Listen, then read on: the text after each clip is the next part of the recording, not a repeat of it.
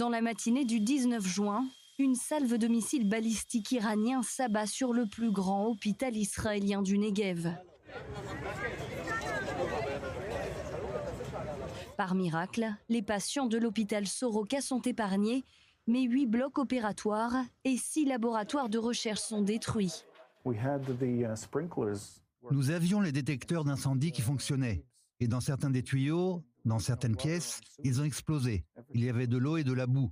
Nous avons marché dans 20 cm d'eau, là-bas, avec toutes sortes de choses dans l'eau, y compris des substances dont je préfère ne pas parler. L'impact direct du missile a aussi détruit près de 5 ans de travaux et de recherche scientifique du professeur Ehud Ohana de l'université Ben Gurion.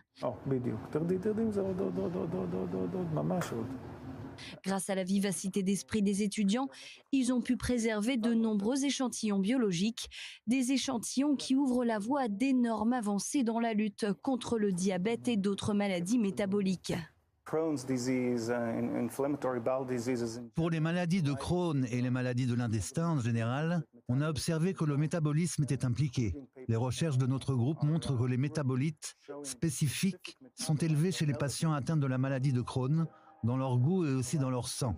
Et nous savons que ces métabolites sont liés à l'inflammation chronique. En vert et en jaune, vous voyez les protéines, les molécules qui se trouvent sur les membranes des cellules. C'est l'actuel robot qui prend le glucose de l'environnement extracellulaire, de l'environnement externe dans la cellule, pour l'utiliser pour le métabolisme, pour la production d'énergie. Plus de 500 millions de personnes dans le monde souffrent de diabète de type 2 et plus d'1 million meurent chaque année. 8 millions de personnes dans le monde sont atteintes de la maladie de Crohn, dont 1 million aux États-Unis.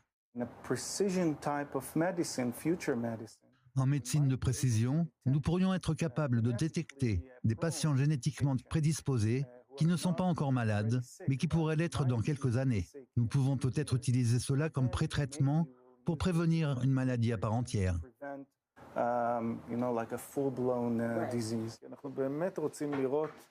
Le professeur Ohana et son équipe ont publié leurs résultats dans la revue scientifique Nature Communication.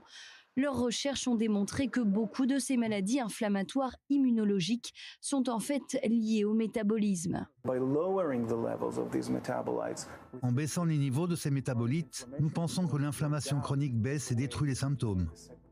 Et ce qu'ils ont découvert, c'est que le foie, le deuxième plus grand organe du corps, est en fait la clé.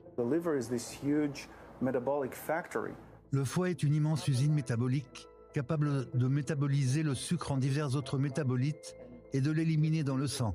C'est précisément ce que nous cherchons à obtenir chez les patients diabétiques présentant une hyperglycémie. Nous avons constaté que si l'on interfère avec ce mécanisme, un phénomène remarquable se produit.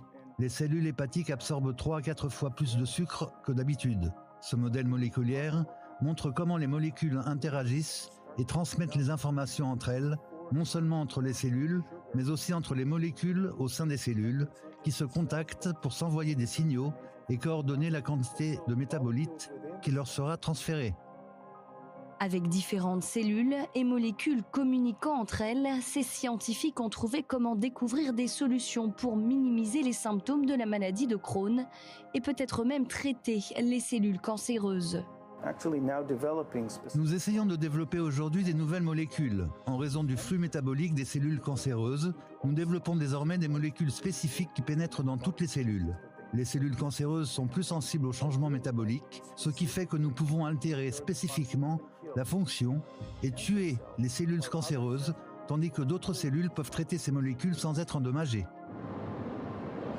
Bien qu'il soit encore très tôt avant les essais cliniques potentiels et leur mise en œuvre, les recherches de ces scientifiques israéliens ouvrent la voie pour aider le monde entier. La science est notre mission. C'est une mission de vie pour nous. Mais nous comprenons aussi l'importance de la science, non seulement pour notre pays, mais aussi pour l'humanité.